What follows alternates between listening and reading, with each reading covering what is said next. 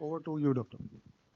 S- So, as we are aware that we need combination therapy to get to target, and that's why we need to look into separate combinations as well. Very important and very pertinent that populations are different. If you look at our population across India, all across India, about 64.1% of our diet is consistent of carbohydrate mainly. And uh, we have a significant higher postprandial glucose excursion. Not only that, contrary to Monia's hypothesis, even at high HbA1c, the postprandial glucose is an important contributor to the HbA1c. Below 8%, it is a more significant contributor as well. And obviously, with higher carbohydrate content, which our population already has across India, we have higher postprandial glucose. So, targeting both fasting and postprandial glucose is important to get to target as well. Again, because of poor beta cell mass at birth, because of lower body weight, we have a pancreatic beta cell reserve is also less. So our glycemic excursion after common foods are also much higher than our Western counterparts as well. And today morning also there was a discussion that genetically South Asian population have specific genes also which lead to lower beta cell function as well. So that is also very pertinent. So majority of newly diagnosed type 2 diabetes patients have A1C more than 7.5%. Actually, there was a study which suggested that if detected clinically it was 9%, if detected on screening it was 8.5%. So significant proportion have a high HbA1c. PPG is a significant contributor because of our diet, which is much higher than the Western counterparts in terms of carbohydrate content. So we would require a combination of therapy which would target both fasting and PP to address the high HbA1c, even at initiation. And most patients would require it. It's more than 50% even currently are on combination therapy. And obviously, additional medications would lead to better glycemic control. And there is data from the verified trial showing that early use of combination therapy delays failure and improves the durability effect as well. And again, if you look at the IDF guidelines, which suggest that we need to target both fasting and postprandial glucose, and especially most guidelines suggest, including the AAC, that if the HbA1c is more than 7.5%, we should be starting with a combination therapy which has complementary mechanism of action to target both fasting, postprandial, and getting to our HbA1c target. As we are all aware, we had the 44 years follow-up of UKPDS, which suggested that early good glycemic control matters in terms of long-term prevention of complications. Now we need to, for our population, we need to address the high carbohydrate load, the higher glycemic excursion, the higher cardiovascular risk, as well as we need to avoid hypoglycemia. So using agents which have an insulin sparing and beta cell protective effect, and also which do not cause weight gain and has a good established safety profile. In terms of that, an AGI, especially the data with acarbose in terms of efficacy is very good compared to other AGIs, along with metformin, which has significant efficacy. Insulin sparing effect, both are insulin independent mechanism of action. They also have an incretin effect as well. Both AGIs by distal delivery of the carbohydrate as well as the metformin. There is minimum body weight gain as well as low risk of hypoglycemia, and there has been demonstrated cardiovascular safety as well and benefit in terms of lipid. So if we look at uh, hospitalization comparing acarbose metformin versus SU metformin combination, lower risk of hospitalization for ischemic stroke atherosclerotic events as well, and 10-year follow-up data suggesting all-cause death and MI reduction in all-cause death and MI. And so there is demonstrated safety with alpha glucosidase inhibitors acarbose with regards to cardiovascular outcome in terms of ACE trial as well. So we already have data with regards to the GLOBE study, which suggested that adding acarbose and metformin fixed dose combination leads to better glycemic control. But the START AIM study, what we didn't know previously was whether it was effective in terms of efficacy and safety in newly diagnosed diabetes patients with this combination therapy. So this treatment gap was addressed in the START AIM study, which was a 24 weeks study in newly detected diabetes subjects with the primary aim of seeing the efficacy in terms of A1C lowering. The secondary objectives were fasting postprandial individually, as well as lipid levels and occurrence of hypoglycemia and adverse events as well. So there was follow-up at 6 weeks interval, 6, 12 and 24 weeks. It was mainly an outpatient clinic based, decided by the prescriber. The dose was 25-50 milligram acarbose plus 500 milligram metformin once, twice, or thrice daily, which was individualized depending on effectiveness and tolerance. Maximum dose of 5 tablets. So the subjects who were included were adults with a diagnosis of diabetes within the previous 6 months, not more than 6 months, and A1C between 7.5 and 9% as well, and also no participation with other investigational agents. Obviously, patients with type 1 diabetes, A1C 9%, or having infections or trauma or breastfeeding or pregnant women were excluded. So total 1,589 subjects completed the study out of 1731 and enrolled 1714. As you can see, 62% were male and 38% female. 20%, as we have seen, the average age of our population in terms of diabetes is actually 10 years lower. We have a higher cardiovascular risk. Even the cardiovascular risk is 10 years earlier. And the average age is about 10 years lower than our Western counterpart. So 20% of the subjects were less than 40 years of age as well, suggesting that this can be used effectively in this young population as well. The baseline HbA1c, even in these recently detected subjects, were 8.06% with a fasting of 145 and a postprandial spike of 219 with raised LDL and total cholesterol as well. The commonest comorbidities were hypertension and dyslipidemia as expected. Again, what has been suggested, what was observed was concomitant medication where there was low use of 20% use of statins. So that is something which we see quite commonly, as well as ARBs as well. So that is something we need to improve on.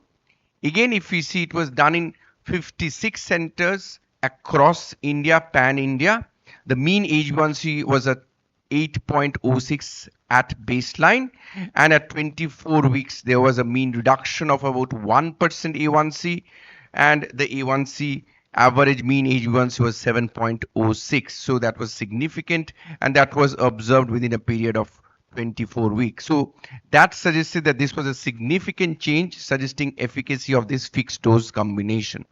Again, the A1C started coming down within the first 6 weeks, and you can see within 12 weeks the A1C had reached 7.33, and within the next 24 weeks, when within 24 weeks from beginning, it was 7.06. 89% did not require additional anti-hyperglycemic agents, and more than 56% achieved the target A1C of less than 7%. So consistent and effective control as well. And those who achieved target, their A1C was mean 6.63%, and there was a mean reduction of about 1.34% as well. So as we can see, the postprandial glucose, which is a very important area of concern in our population, as shown in several studies, including the START study, was reduced significantly by 56 milligrams per DL. So something we shouldn't overlook, contrary to the Western guidelines. And again, there was a progressive reduction starting from within the first 6 weeks as well. That was the target was almost reached within the first 6 weeks, 180. as you can see within the first 6 weeks as well. So effective early and consistent reduction as well. In terms of fasting reduction, there was a lowering of fasting blood glucose by mean of 32 milligrams per dl. Again, that was achieved quite quickly within the first 6 weeks as well. What was significant was that we can see that the weight was also significantly reduced by 2.2 kgs, which is a very interesting observation vis-a-vis other agents which are commonly used as well. So they have not only weight neutral, but some amount of weight reduction can be expected as well.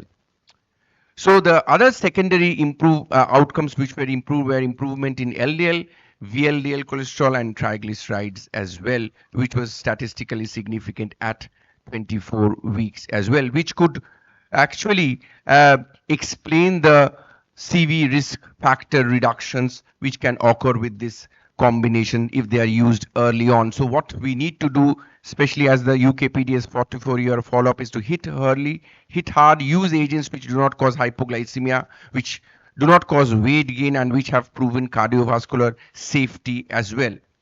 Very interestingly, majority of patients, 34% of patients, required only one single tablet, that is 50 milligram, 5500 milligram combination, which was the most commonly prescribed dose, followed by 30% requiring two tablets. So overall, most would do with one or maximum two tablets. So that is again something which is significant, and the mean dose was of acarbose in this prescribed acarbose metformin combination at 24 weeks was about 72 milligrams per dl.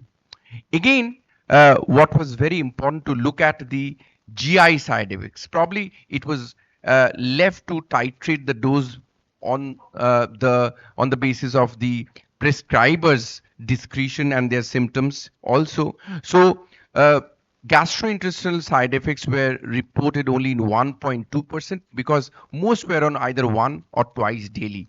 And as we are all aware, the maximum dose of acarbose is 100 milligrams thrice daily. So here it was mainly 50 milligrams tablets once daily in 34% and maximum two tablets in another 31%. So probably that accounted for a lower incidences of GI side effects, again emphasizing that these group of drugs can be well tolerated if they are titrated slowly, gradually, and most wouldn't require the full dose which is recommended by the Western literature as well. Only 0.94% of patients had drug-related treatment emergent adverse events, and only 0.82% discontinued treatment, and 92.7% could complete the study. This is, mind you, in patients who have been detected only recently, because commonly till recently it was still the sulfonylurea and metformin which was used, and we are all aware of increased risk of hypoglycemia and weight gain in this group of subjects. So this is safe, effective, minimal hypoglycemia risk as well. So it was well tolerated. Again, only two hypoglycemic events, and that too were minor hypoglycemia, and the risk of severe hypoglycemia was almost nil. So minimal risk of hypoglycemia was observed, majorly well tolerated. Only few percent of patients had mild side effects, and there was no fatality as well. So in summary, the objective was basically to determine the effectiveness of the fixed dose combination of acarbose and metformin in recently newly diagnosed treatment naive diabetes subjects within the 6 months of detection. This was a prospective observational multi-center real-world study in newly diagnosed diabetes patients, and this was titrated at the discretion of the physician. A 6 months follow-up. The A1C was significant, about 8.06% at baseline. The mean age was 50%. 20% were below 40 years, so effectiveness in younger population as well. Hypertension and dyslipidemia, as expected, was the most important comorbidities, and 92% subjects completed the study among the 1714 patients. What was primarily the aim of study was HbA1c, secondarily the fasting PP, the lipids, as well as body weight and safety profile. So what was found was the A1C reduced by a significant 1%.